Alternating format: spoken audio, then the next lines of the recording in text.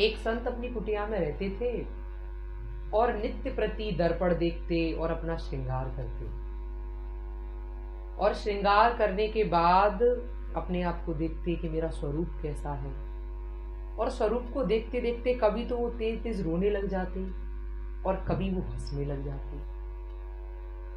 एक व्यक्ति उन संत की कुटिया में आया और संत से बोला कि संत भगवान, आपकी लीला कुछ समझ में नहीं आती, कभी आप रोने लग जाते हो, कभी आप हंसने लग जाते हो, आखिर इसके पीछे का कारण क्या है?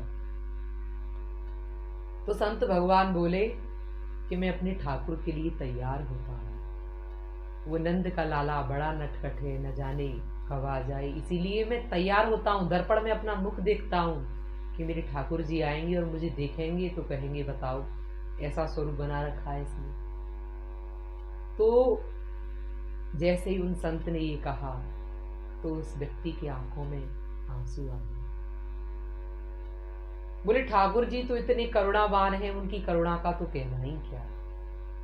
लेकिन बाबा, ठाकुर जी की करुणा अपनी जगह है, लेकिन मेरे आंसू इसलिए आ रहे हैं क्योंकि आपके भाव को देखकर। क्योंकि दुनिया में प्रत्येक व्यक्ति सजता है संसार के लिए। वो सोचता है कि लोग मुझे देखेंगे तो मैं कैसा लगूंगा, मैं अच्छा लगूंगा, मैं बुरा लगूंगा। लेकिन बाबा, आप दर्पण भी देखते हो तो इसलिए देखते हो कि किसी दिन ठाकुर जी का आगमन हुआ, वो मुझे देखेंगे तो क्या कहेंगे कि मैं कैसा लग रहा हूं। आपके ऐसे भाव को देखकर मेरे नेत्रों में अश्रु आ गए। जब बाबा से ऐसे उस व्यक्ति ने कहा तो बाबा ने उस व्यक्ति से कहा कि तू भी प्रतिदिन दर्पण देखा कर और अपने आप को तैयार रखकर हर क्षण, न जाने किस क्षण ठाकुर जी आ जाएं। तो कहने का तात्पर्य यही है कि इस भाव से क्या पता लगता है कि अपने जीवन में हम जो कुछ करें वो केवल और केवल श्री कृष्ण के लिए करें। हमारा प्रत्येक कर्म श्री कृष्ण के लिए हो। हमारा जीवन यदि समर्पित हो तो केवल कृष्ण के लिए।